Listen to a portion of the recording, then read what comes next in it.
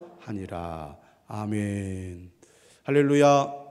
자, 오늘 우리가 읽은 말씀은 사무엘하 24장 마지막 장입니다. 사무엘 시작은 누구의 기도로 시작이 됩니까? 바로 한나의 기도로 시작이 됩니다. 사무엘하 마지막 부분은 다윗의 기도, 다윗의 제사로 끝이 나죠. 자, 오늘 이 마지막 장 이야기는 바로 다윗의 인구조사입니다. 다윗이 인구조사를 지시하죠. 한 나라의 왕으로서 그 나라의 백성들의 인구가 정확히 얼마인지 조사하는 것은 어찌 보면 당연한 일처럼 여겨집니다. 그런데 오늘 말씀을 보면 다윗이 인구조사를 한 것에 대해서 하나님께서 크게 진노하셔서 벌을 내리게 됩니다. 오늘 본문의 과정을 보면 다윗이 군사령관 요압을 불러다가 인구를 조사하라. 단에서부터 브엘세바까지 전 백성들의 인구를 조사하라 명령을 내립니다. 이때 요압이 다윗에게 말하죠. 왜 이런 일을 하십니까? 뭐라고 얘기하냐면 어찌하여 이런 일을 기뻐하십니까? 무슨 의미입니까? 다윗이 인구 조사하는 것이 옳지 않습니다라고 반대하는 것입니다. 다윗의 인구조사 이야기는 역대상 21장에도 그대로 나와 있습니다. 비교해보면 역대상 21장 3절에서 요압은 이렇게 얘기합니다. 어찌하여 이스라엘이 범죄하게 하시나이까? 왜 인구조사가 하나님께 범죄한 일이 될까요? 오늘 본문에 보면 하나님께서 크게 노하여 이스라엘에게 벌을 내리는데 세 가지의 벌 중에 하나를 택하라고 선지자 갓을 통해서 하나님께서 말씀하시죠. 7년 흉년이 들게 할 것인가? 아니면 왕이 적들에게 쫓겨서 3개월 동안 도망을 다닐 것인가? 아니면 사흘 동안 전염병을 내릴 것인가? 이에 대해서 다윗은 뭐라고 얘기하느냐면 우리가 여호와의 손에 빠지고 내가 사람의 손에 빠지지 아니하기를 원하노라. 그러니까 사람을 통해 우리를 징계하기보다는 하나님께서 직접 징계해 주십시오라고 요청을 하는 거죠. 그래서 사흘 동안 전염병이 임하는데 무려 몇만 명이 죽습니까? 7만 명이 죽습니다. 더 죽을 수도 있었어요. 그런데 하나님께서 긍휼이 많으셔서 벌을 내리는 것을 중단시킵니다. 그게 어디에 나오냐면 오늘 본문 16절에 중간에 이렇게 나오죠. 여호와께서 이 재앙 내리심을 뉘우치사 백성을 멸하는 천사에게 이르시되 족하다 이제는 내 손을 거두라. 그래서 하나님의 진노가 멈추고 재앙이 그치게 된 겁니다. 그렇다면 왜 인구조사가 문제가 됩니까? 이유가 있습니다. 하나님께서는 다윗에게 왕으로 임명을 할 때 하나님의 백성을 다윗에게 맡겼습니다. 다시 말하면 이스라엘 백성은 하나님의 백성이죠. 하나님의 소유입니다. 그러므로 다윗은 왕으로서 하나님의 백성들을 잘 다스리고 그들을 잘 인도할 책임이 있습니다. 그런데 지금 다윗 이 왕위에 오른 지 이게 정확하게 언제인지는 알 수 없지만 아마 다윗 왕의 아마 마지막 이 때일 겁니다. 그는 평소에 하나님을 의지하는 삶을 살았고 철저히 하나님만 바라보며 순종하는 삶을 살았는데 이게 이 다윗 왕의 이 그 후반기 마지막 이 부분에서 그가 어떤 잘못을 저지르냐면 하나님을 의지하지 않고 자신의 힘을 의지하는 행동을 한 겁니다.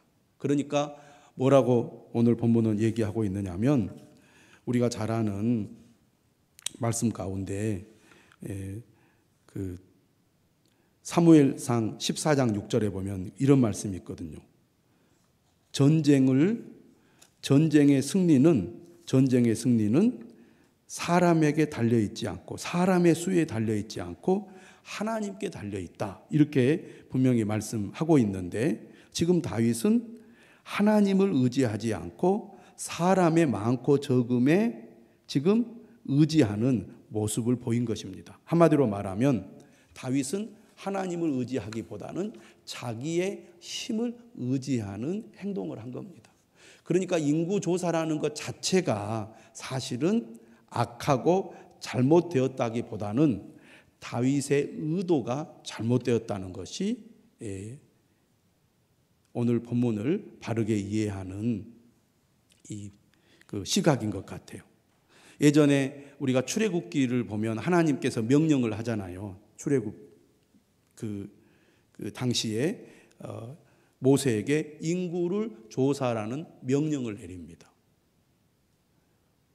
그래서 인구 조사한 내용이 바로 민수기 시작 부분에 있죠. 그러니까 인구 조사한 것 자체는 잘못된 것이 아닙니다. 하나님의 명령을 따라 모세는 인구 조사를 했고 인구 조사의 결과를 따라서 각 지파별로 이제 어디에 자리를 배치하고 또 순서를 어떻게 정할지 모세가 다 이렇게 이 모든 계획을 세워서 진행을 하죠. 그런데 오늘 본문은 다윗이 인구 조사를 할 때 하나님의 뜻도 아니고 오직 자신의 생각을 따라서 인구 조사를 합니다. 그래서 오늘 본문을 보시면 다윗이 1절에 보면 이스라엘과 유다의 인구를 조사하라고 명령을 하는데 2절을 보면 요압을 불러서 인구 조사를 하되 그 백성의 수를 내게 보고하라 이렇게 명령을 내립니다. 그러자 3절에 요압이 반대를 하죠. 그런데 4절에 보면 다윗이 요압을 재촉합니다. 빨리 조사하라고. 그래서 8절에 보면 국내를 두루 돌아 9달 20날 만에 예루살렘에 이르러 요압이 백성의 수를 왕께 보고하게 되죠. 그 보고의 결과가 칼을 빼는 담대한 자가 이스라엘에서 80만 명이고 유다 사람이 50만 명입니다. 그러니까 총 몇 명이죠? 130만 명의 인구를 조사한 겁니다. 그런데 여기서 칼을 빼는 담대한 자라는 이 말은 군인, 다시 말하면 전쟁에 참여할 수 있는 남자들을 가리키는 거죠. 그러니까 징병할 수 있는 사람들입니다. 이 사람들은 전쟁이 나면 전쟁에 참여할 수 있는 사람들이라는 거죠. 우리가 전쟁이 일어나면 130만 명의 남자들이 전쟁에 참여하여 적들과 싸울 수 있다는 보고죠. 또 이것은 세금을 거두기 위해서도 인구 조사가 필요했습니다. 우리가 얼마나 많은 세금을 거둘 수 있는가? 인구를 통해서 우리가 얼마의 재정을 확보할 수 있는지를 알 수 있다는 얘기입니다. 그러니까 다윗의 이러한 인구 조사의 의도는 하나님을 의지하지 않고 자기 힘을 의지하는 행위였기 때문에 하나님은 이것을 큰 문제로 삼았던 것입니다. 하나님보다 군사력을 의지한 다윗, 그것은 곧 하나님을 신뢰하지 않고 하나님을 향한 불신앙을 그가 보였다는 얘기입니다. 뿐만 아니라 우리가 이만한 세력을 가지고 있다. 그것을 과시하려는 목적을 가지고 다윗이 인구조사를 명령한 것입니다.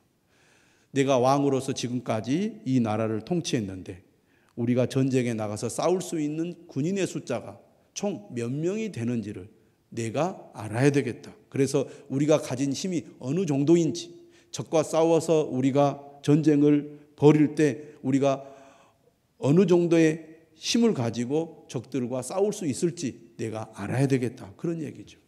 그러니까 다윗은 하나님의 구원이 사람의 많고 적음에 달려있지 않다는 것을 알고 있음에도 불구하고 그의 통치 후반부에 그러한 생각들을 망각하고 자신의 힘을 의지하여 나라를 통치하려고 했던 것입니다. 그러니까 그러한 행동은 하나님께 불신앙적인 행동이었다. 여기에 대해서 하나님은 엄하게 지금 진노하시고 심판하시는 거죠. 그런데 오늘 본문 10절에 보면 다윗이 백성을 조사한 후에 그의 마음에 자책하고라는 말이 나옵니다. 그러니까 인구 조사가 끝나자마자 10절에서 내가 잘못했구나라는 것을 깨달았다고 오늘 본문은 기록되어 있어요. 그러니까 하나님께서 뭔가 사인을 주지 않아도 스스로 다윗은 인구 조사의 결과를 보고받았을 때 아이고 내가 해서는 안 되는 일을 했구나라고 깨달았다는 거죠. 그런데 역대상을 보면 그렇게 되어 있지 않습니다. 역대상에는 어떻게 되어 있냐? 다윗이 인구 조사를 한 이후에 하나님이 이스라엘을 치셨다고 그랬어요. 그러니까 인구 조사한 결과 다윗과 이스라엘의 어려움이 생긴 거죠. 그것을 통해서 다윗이 잘못을 깨달은 겁니다. 전쟁의 승리가 사람의 많고 적음에 달려있지 않는데 나는 하나님을 의지하지 않고 나의 힘을 의지하려고 했구나. 군사력을 의지하려고 했구나. 이것이 하나님 앞에 큰 범죄구나라는 것을 다윗이 깨달았다는 거예요. 그래서 10절에 보니까 다윗이 이렇게 하나님 앞에 회개의 기도를 합니다. 내가 이 일을 행함으로 큰 죄를 범하였나이다. 여호와여 이제 간구하옵나니 종의 죄를 사하여 주옵소서. 내가 심히 미련하게 행하였나이다. 자, 우리가 24장 마지막 부분에서 주목해야 할 부분은 뭐냐? 다윗의 삶을 보면 사무엘서를 통해서 우리가 살펴보는 다윗은 완전하지 않는 인간이었습니다. 그는 흠이 많은 사람이었어요. 그의 삶에 이 잘못과 실수가 자주 있었습니다. 그는 하나님을 향한 신실한 믿음도 가졌지만 때로는 흔들렸고 때로는 방심하여 넘어지기도 했습니다. 이것이 사무엘서가 보여주는 다윗의 모습입니다. 그러나 그의 삶의 전반적인 모습은 신실한 믿음을 가진 사람의 모습이었어요. 그게 이제 우리가 사무엘하 22장 다윗의 그 승전가에 잘 나타나 있습니다. 그가 얼마나 신실하게 하나님을 의지하는 삶을 살았는지 잘 보여주는 장이 22장이에요. 그러니까 이 사무엘하는 21장부터 24장까지는 부록에 해당하거든요. 20장까지가 어떻게 보면 다윗의 통치를 잘 기록하고 있는 말씀이라고 한다면 21장부터 24장까지는 부록에 해당하는데 그 부록의 내용을 살펴보면 이 22장에 다윗이 얼마나 하나님을 신실하게 잘 섬겼는지를 알 수가 있습니다. 그런데 오늘 24장 마지막 장에서 다윗이 또 하나님 앞에 범죄를 해요. 그것 때문에 하나님의 징계가 크게 임합니다. 다윗이 우리아의 아내를 범함으로써 그의 가정에 큰 어려움이 생기죠. 그런데 오늘 24장의 범죄로 말미암아 이스라엘 백성들이 하나님 앞에 큰 어려움을 겪게 됩니다. 그런데 다윗의 또 다른 특징이 뭡니까? 다윗은 자신이 잘못을 깨달았을 때 곧바로 그 잘못에 대해서 회개하고 죄로부터 돌이키는 행동을 보였다는 겁니다. 이게 다윗의 또 이 위대한 점이죠. 그러니까 우리가 다윗을 보면서 무엇을 배워야 되느냐? 다윗도 저렇게 실수하고 넘어지는데 우리도 실수하고 넘어지는 것은 어떻게 보면 충분히 있을 수 있는 일이다. 다윗도 넘어지는데 나도 넘어질 수 있지 않겠느냐, 그런 생각을 우리가 하잖아요. 다윗을 보면서 한편으로는 위로를 받습니다. 내가 열심히 주님을 믿지만 죄를 짓고 넘어질 수 있고 또 실수하여 넘어질 수 있는 연약한 존재다. 그런데 우리가 다윗에게서 배워야 될 더 중요한 사실은 다윗은 죄를 깨달았을 때 즉시 회개하고 죄로부터 돌이킬 줄 알았다는 겁니다. 그러니까 우리는 다윗을 보면서 나는 얼마나 잘못했을 때 죄로부터 돌이키고 회개할 줄 아는가, 또 회개의 삶을 실천하는가를 우리 자신에게 물어야 되겠습니다. 그런데 다윗의 범죄에 대해서 하나님은 그냥 넘어가지 않았다는 거죠. 오늘 본문을 보면 하나님께서 다윗의 죄에 대해서 징계를 내리는데 그 징계가 바로 전염병을 통하여 7만 명의 백성을 심판하는 것이었습니다. 그러니까 우리는 이만큼 전쟁에 나가 싸울 만한 사람들이 많다. 사람의 수를 의지하는 다윗에게 그가 의지하는 사람의 숫자를 줄이는 재앙을 내리신 겁니다.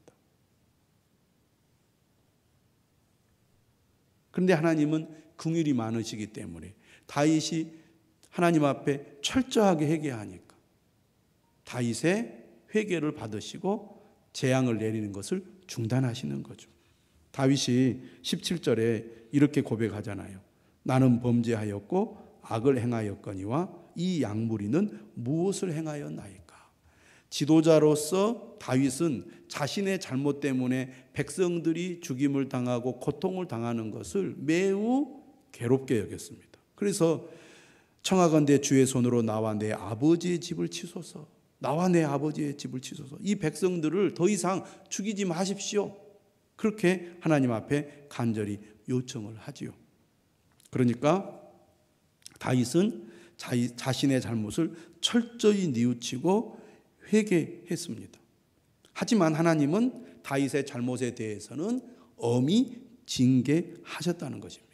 다시 말하면 그가 하나님을 의지하지 않고 사람을 의지하는 것, 군사력을 의지하는 것, 자기의 힘을 의지하는 것을 하나님은 엄히 다스렸다는 것입니다. 그러니까 이것을 통해서 우리는 무엇을 깨닫고 우리가 적용을 해야 될까요? 나는 하나님을 믿는다고 하면서 하나님보다 내가 가진 것을 더 의지하고 있지 않는가? 하나님보다 내가 더 의지하고 있는 것은 무엇인가 돌아봐야겠습니다. 여러분이 무엇을 가장 의지합니까? 무엇이 여러분의 삶에 가장 든든한 힘이 되고 있습니까? 다윗은 하나님을 믿는다고 하면서도 군사력을 의지했습니다. 하나님을 신뢰하지 못한 행동이었다는 겁니다. 우리도 하나님을 믿는다고 하면서도 하나님보다 다른 것, 내가 가진 그 무엇을 더 의지하고 그것을 의지함으로써 하나님을 신뢰하지 못하는 그런 행동을 할 때가 얼마나 많습니까? 오늘 말씀은 우리가 진정으로 의지할 것이 무엇인지를 분명히 가르쳐 줍니다.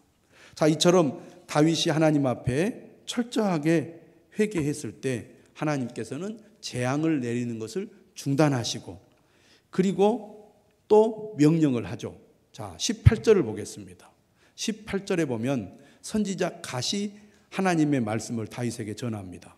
여부수 사람 아라우나의 타작 마당에서 여호와를 위하여 제단을 쌓으소서.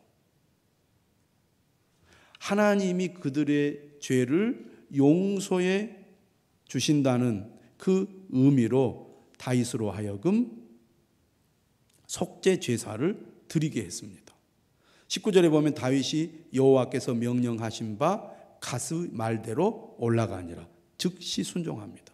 그러니까 다윗은 즉시 회개할 줄도 알았고 또 즉시 하나님의 말씀에 순종할 줄도 아는 사람이었어요. 이 여부수 사람 아라우나의 타작 마당이 어떤 곳입니까? 오늘 본문을 보면 이 아라우나의 타작 마당이 어떤 곳인지 알 수가 있는데요. 16절에 보면 천사가 하나님의 명령을 받들어 전염병으로 백성들을 칠 때 이 여호와의 사자가 어디에 있었느냐? 바로 여부수 사람 아라우나의 타작 마당 곁에 있었습니다.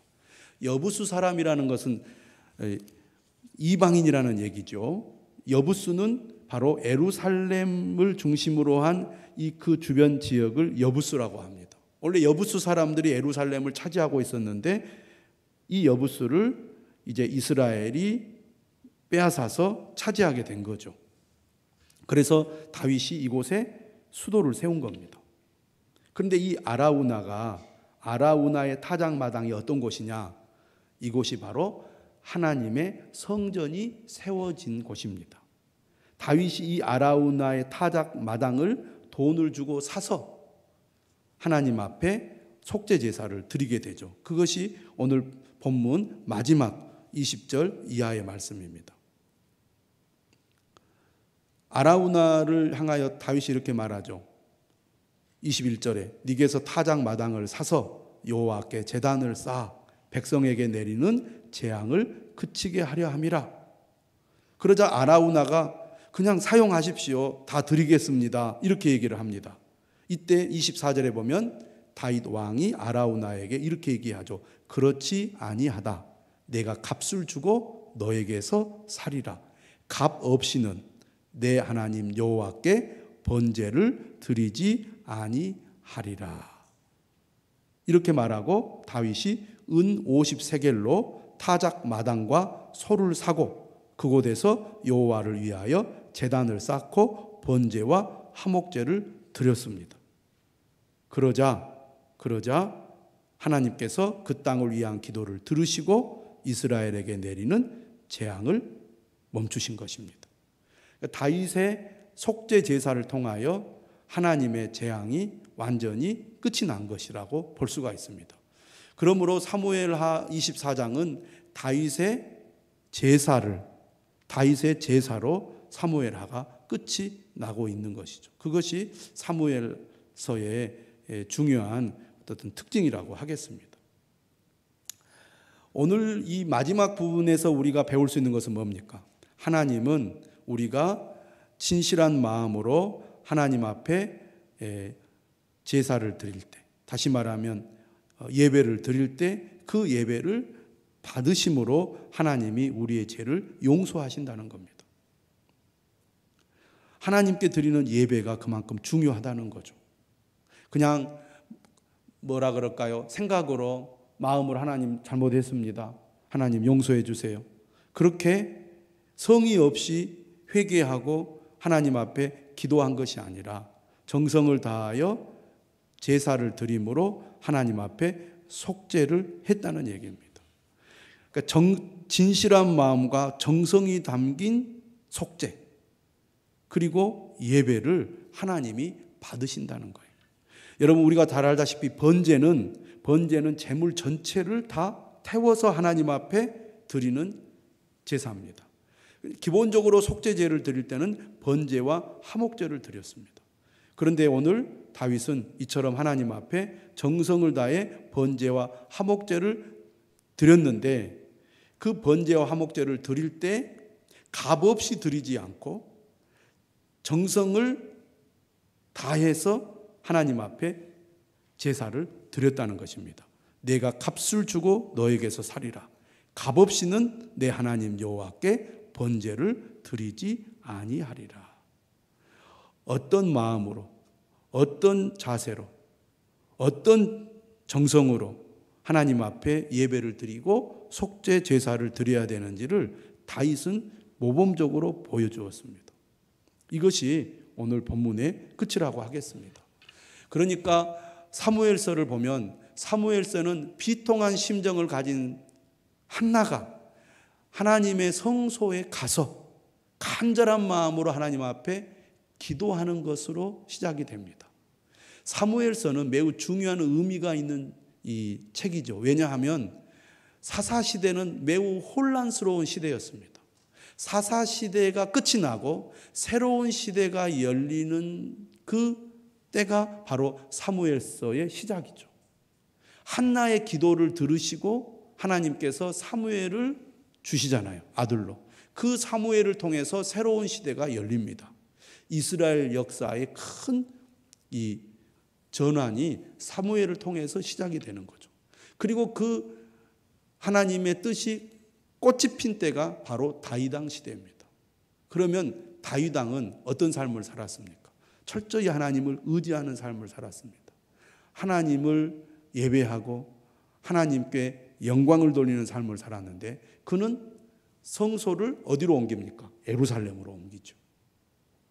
그래서 이 나라의 주인은 하나님이십니다. 그래서 수도의 중심에 성소를 예비하고, 그리고 오늘 본문에 보면 성전 터를 마련하는 것으로 다윗의 이 모든 통치가 끝이 나고 마무리가 되는 거죠. 기도로 시작해서 기도로 끝나고요, 예배로 시작해서 예배로 끝나는 게 사무엘서의 특징이에요. 이스라엘의 가장 중요한 역사적 시기는 바로 이 예배자들에 의해서 이루어졌다, 이렇게 볼 수가 있습니다.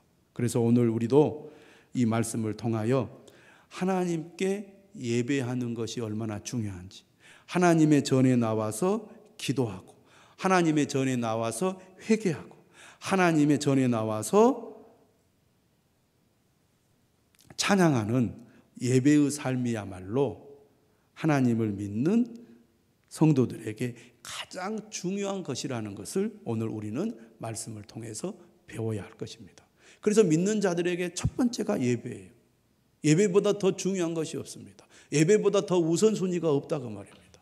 어떤 일이 있어도 예배를 귀하게 여기는 삶을 살아야 됩니다. 하나님의 전에 나와서 한나처럼 간절한 마음으로 기도하고, 다윗처럼 자신의 잘못을 철저히 뉘우치며 회개하는 기도를 드리고, 이제 내가 내 능력, 내 힘, 내 자신을 의지하는 삶을 버리고 온전히 하나님만을 의지하며 살겠습니다 라고 결단하는 기도를 하나님의 전에 나와서 드리는 것이 믿음의 사람들의 삶이어야 한다는 것입니다.